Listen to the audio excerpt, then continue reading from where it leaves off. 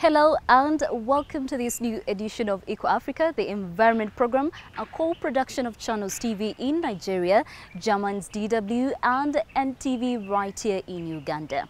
I am Sandra Twinobdio and with me, of course, is my colleague Chris. Hey there, Sandra. Always nice to see you. We got a lot of inspiring stories on programs about people who are committed to making a difference to the health and well-being of our planet. Here is a quick look at what's coming up. A conservationist in Namibia who is fighting to save hyenas.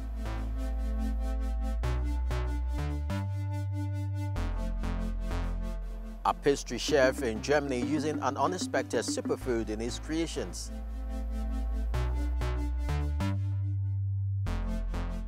And an architect in Egypt who has devoted a career to sustainable development. We start the show with wonderful creatures, sea turtles. But these animals face numerous threats, including plastic pollution, poaching, and loss of habitat. Now in South Africa, researchers are working hard to understand what can be done to improve the chances for the leatherback sea turtle, which has the world's smallest breeding population of large sea turtle species.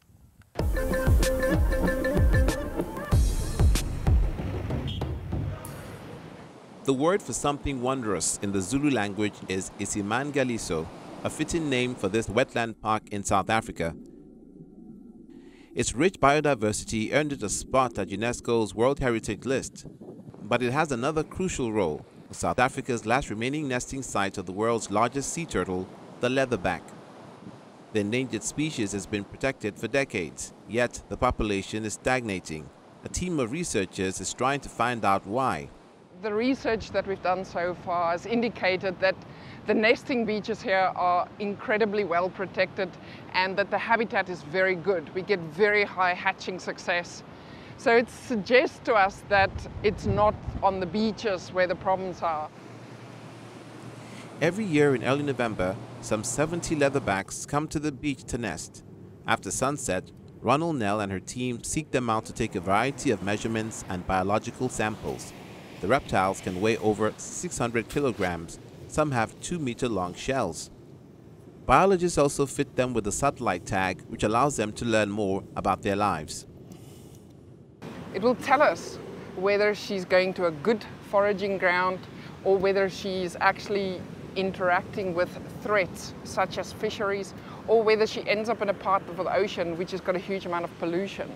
So we will know in real time where she is, what conditions she's at, how she behaves, and what the threats are that she's facing. In addition to poaching and habitat destruction, other less direct threats continue to pose problems. Turtles easily become entangled in ghost nests, and if they're unable to free themselves, they drown. Another problem is plastic waste.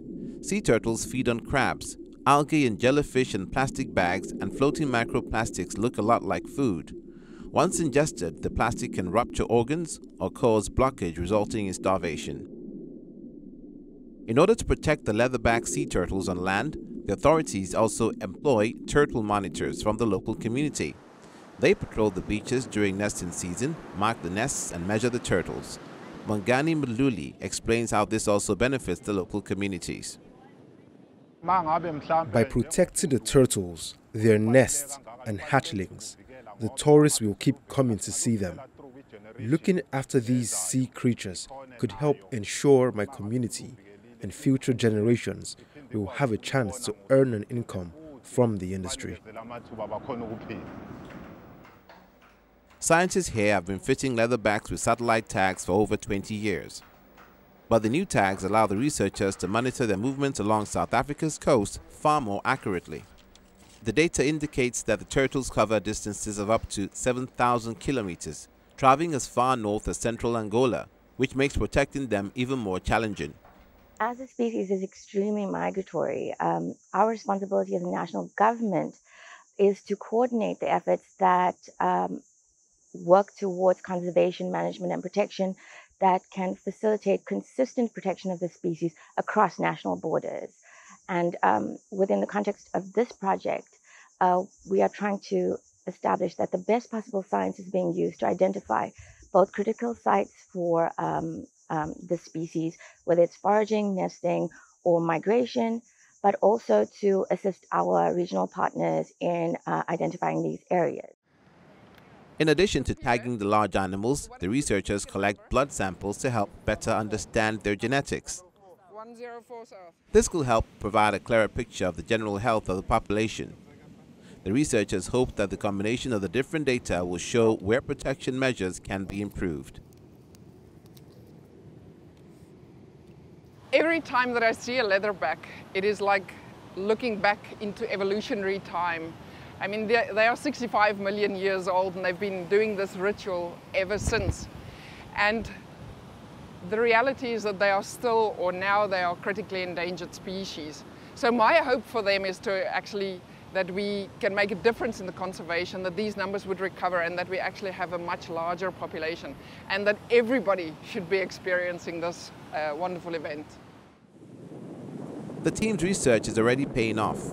In 2019, the government designated several new marine conservation areas and greatly expanded the Simaganseliso Wetland Park and the Marine Protected Area. Thanks to the information collected by the new tags, the scientists were able to prove that the leatherbacks don't just remain near the coastline, they also travel great distances offshore. Sea turtles have powerful front flippers to propel them through the water. It's easy to see how they are capable of covering long distances. But many other species spend a lot of time on the move too. One of the most impressive is the Arctic tern. Every year, the birds fly an outstanding 90,000 kilometers back and forth between the poles. That really is amazing. We humans may not manage quite so much over the course of a year, but for the right reason, we can go pretty far. And for our next report, we go to Zimbabwe, where a group of people prove that they know how to put a lot of active into their activism.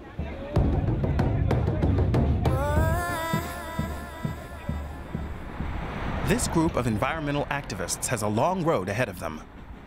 They plan to walk 142 kilometers across Zimbabwe in 3 days. But it's not just for fun or exercise. In Zimbabwe, more than 262,000 hectares of forest land is lost every year. Much of the wood is used or sold as firewood. The Friends of the Environment Initiative wants to raise awareness about the damage caused by deforestation. To support that message, the activists plant trees and share information along the way. We go different places. There are places where there are no trees, and we teach people as we go. We plant trees as we go as well. These trees are our future. We need them. Trees are life.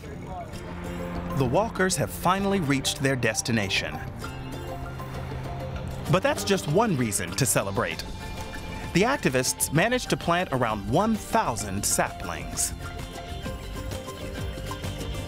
And thanks to commitments from participating tree nurseries, a lot more will follow. The walkathon campaigns have been taking place for more than 10 years. So far, Friends of the Environment has helped plant around 35 million trees. And how about you? If you're also doing your bit, tell us about it. Visit our website or send us a tweet. #DoingYourBit. We share your stories. Just hearing about the long walks gives me the urge to have a cup of tea and perhaps something sweet to go with it. In Germany, for many families, Sunday afternoons are filled with baked goods, coffee and cake. Now, with a mind to the environment, one pastry chef has found a way to make tasty tartlets that include a very hidden and unexpected ingredient. This bakery in southern Germany creates pastries with an unconventional filling. Ludovic Gerboin decided to devise climate-friendly treats, so he's using algae as an ingredient. In Japan, the aquatic plant is commonly used in snacks or served with fish. So how have the pastries been faring in Bavaria with its own culinary traditions? People at first said, "What's that? I don't like fish." So it wasn't easy. But thanks to our social media posts, more people started trying it and realized it was pretty nice. When they found out it didn't taste like fish but quite nutty, it stopped being a problem. Quite the opposite, in fact. He grows his algae at the Technical University of Munich, so far under lab conditions. Thomas Bruck has spent years researching how the organism's essential nutrients can benefit our food supply. Algae is the new superfood because it absorbs CO2 while growing and has a positive impact on the climate. Its photosynthetic efficiency is 3 to 4 times higher than any land plant, and it grows 10 times faster while actively removing CO2. So eating algae products helps the environment. Pastry chef Ludovic Gerboin now has a whole range of different snacks made from algae. And in many cases, their green credentials are clearly visible in their natural color. And with flavors also including chalk caramel, raspberry, and white chocolate, no sweet tooth goes unsatisfied. People who live in rural areas know how difficult it can be to coexist with predatory animals. Spotting a lion in the grass in a national park may be exciting for the tourists, but the farmers tend to view them as a threat to their livelihoods. Often for good reason, Sandra, but not all wildlife behave the same way. Conservationists in Namibia are trying to get more people to recognize some of the differences in order to protect both wild and domesticated animals. The Skeleton Coast in northwestern Namibia is home to brown hyenas, also known as strand wolves. Hyenas are very important in the ecosystem and they've got a very important role to play, but they're portrayed as the bad guys, and that's what people think about hyenas in general.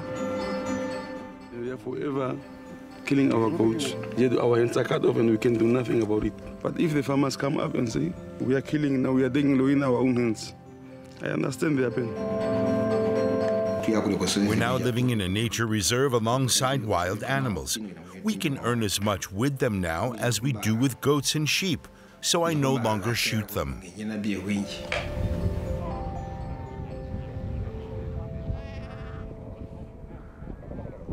The hyenas are perfectly adapted to the extreme desert conditions and icy cold Benguela ocean current.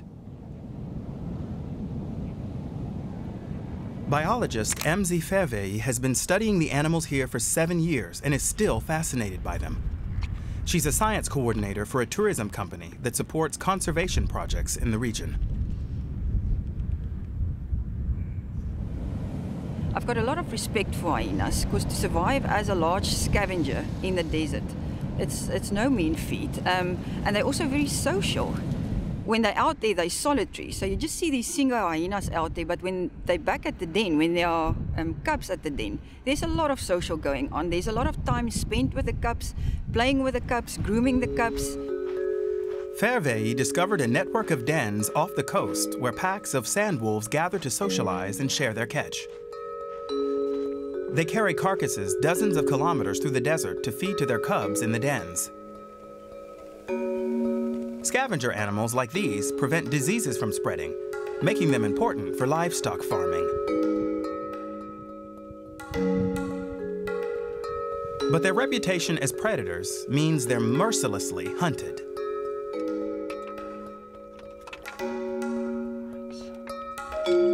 People would put out poison for lions, for leopards, cheetahs, and then the hyenas would be bycatch of that. Just people are afraid of hyenas, so people don't appreciate the value of brown hyenas, and they're scared of the hyenas. So people would throw stones at them, they would chase them with cars.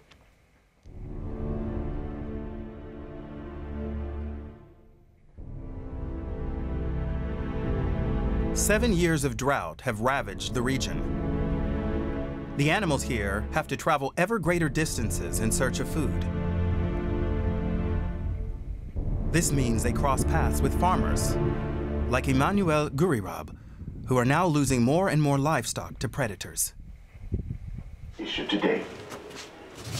The incident took place at Farm Leocop in the Konana region last week, where 2 lions killed 66 goats and 10 sheep belonging to farmer Emmanuel Gurirab. As a result of the lion attack, Gurirab lost half of his herd, a sizable financial loss for the farmer. The government compensates farmers after such incidents, but at a rate around half of market value. The wild animals from the desert, the lions, the elephants, cause us a lot of problems. We don't gain anything from having wild animals here. They bring us nothing. Our livestock are our income, how we earn our living. Near his stall, Gurirab has discovered fresh hyena tracks. Brown hyenas don't hunt goats, but the tracks could have been made by spotted hyenas, a more aggressive species. If the government doesn't take care of the hyenas, we have no choice. We have to shoot them. That's the plan.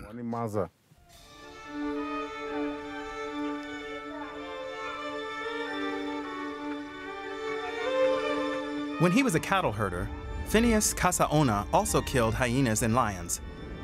Today, he protects them. He's a ranger and member of the Anabeb Community Reserve. Since the 90s, farmers like Kasaona have joined neighbors to create their own nature reserves, which now cover about 1/5 of Namibia's landmass. Last night, elephants raided a neighbor's vegetable patch. So, for the next few nights, Kasaona will stand guard. Despite the problems they cause, the farmers still want to protect the animals. Things have changed. Back in the day, if a hyena took one of your animals, you hunted it down and killed it. Today we live in a new world with laws that protect wild animals. And if we take care of them, we can even live from them. So we should try to live together. We do better then. Farmers have agreed on limiting livestock so that both wild and farm animals can coexist.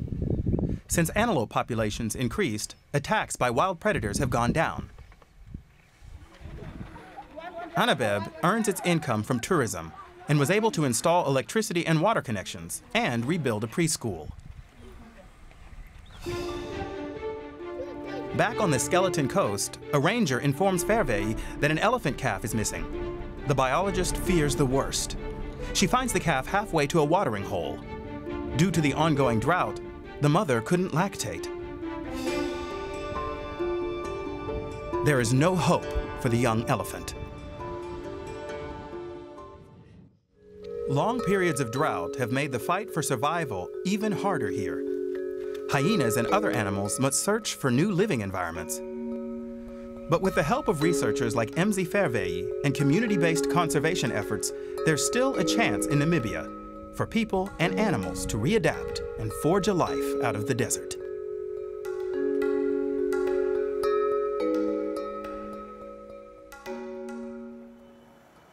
As temperature rises, it's becoming even more crucial to find ways of keeping cool without putting an even greater burden on the environment.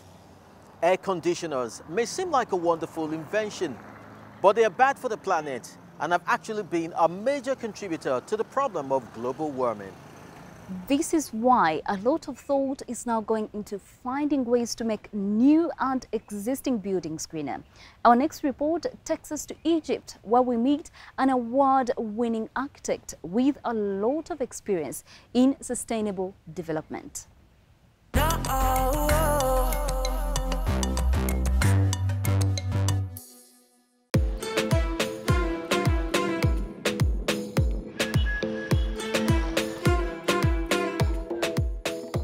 We have extreme heat stress in Egypt. We are facing livelihoods that are being affected. why are there no green buildings in Egypt? And if there are, why are there so few? I really believe that if you tap into the indigenous knowledge, you will get the benefit of an existing technology that you didn't even realize was there. It's this knowledge that Cairo architect Sara Al-Batouti wants to harness and implement in contemporary architecture. Her team designs buildings that have a positive environmental and social impact. Summer temperatures here can reach 50 degrees Celsius, and the sea of concrete buildings causes stifling heat.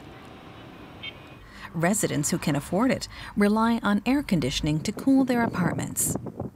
30% of people's household income is going into cooling. So why should we not have buildings that provide cooling from the onset as opposed to just reaching out to conventional solutions? The air conditioners also contribute to global warming, as many of the power plants in Egypt are fueled by oil and gas. One of the architect's projects is located 450 kilometers west of the Egyptian capital. Here in the Bahriya oasis, farm workers are busy weeding a chamomile field. They work for a large organic tea and herb company. In the summer, temperatures here frequently soar above 45 degrees Celsius, while in winter, the climate is relatively cold. Farm manager Atif Azazi says that many workers quit due to the unbearable living conditions. When employees would come to work here, we had problems with our accommodation. At first, we had conventional accommodation, which was unsuitable for the hot weather or the cold. The company was looking for sustainable solutions and asked Sara Al-Batouti's company to design new accommodation options with natural cooling for 140 workers. The architects examined the air passages and sunlight in order to control the airflow and shade. They then built the residential structures using recycled gravel and limestone bricks from a nearby quarry. The dark color on the walls absorbs the heat when the wind comes through these areas. And the walls are insulated. This combination helps cool the airflow and gives extra thermal comfort to those living in the rooms or using the facilities. Temperatures in the rooms are now maintained at a constant level of about 19 to 26 degrees Celsius throughout the year. Solar panels power fans indoors, while hot water is obtained from solar water heaters. The project has been awarded the Golden Pyramid Eco Label. The government commissioned Salah Al-Hagar to develop the national rating system. In response to its growing population, Egypt wants to reduce buildings' energy consumption. I think architecture design should be converted totally into sustainable architecture design to save our resources. Now, with the green buildings, I think we can save the energy up to 50%. We can save the water up to 60%. And we can save a lot of materials over and above the improvement of the indoor environmental quality and the outdoor environmental quality. The inspiration comes from traditional homes found in rural communities that are designed in harmony with nature and the environment. The aim is to positively impact those who will be using the buildings in the long term, which will benefit the city's current 20 million residents. And experts believe rural to urban migration will see Cairo's population double by 2050. We've reached 10-degree cooling in some of our projects without any mechanical assistance. And this is the reason why we think we can pursue better solutions for rural communities especially, and low-income housing, so that people are not continuously trying to correct what we did not address in the first place. Sara Al-Batouti was recently appointed ambassador for the presidential initiative Decent Life. Her role will be to draw up green guidelines and promote climate change awareness. Egypt is not alone in its need to adapt large parts of its infrastructure to a warming planet. It's a global issue, and green architecture plays a crucial role. Very interesting indeed. Well, I'm scared we've run out of time for this week. Thank you so much for joining us today, and do be sure to tune in again next time. I am Sandra Twinobudio, signing off from Kampala here in Uganda. See you next week, Chris. Bye-bye, Sandra. Before I say goodbye, I just wanted to remind you that you can find the program and all our reports online. And please share your thoughts about the show with us on our social media platforms. For now, I'm Chris Alems in Lagos. See you again soon.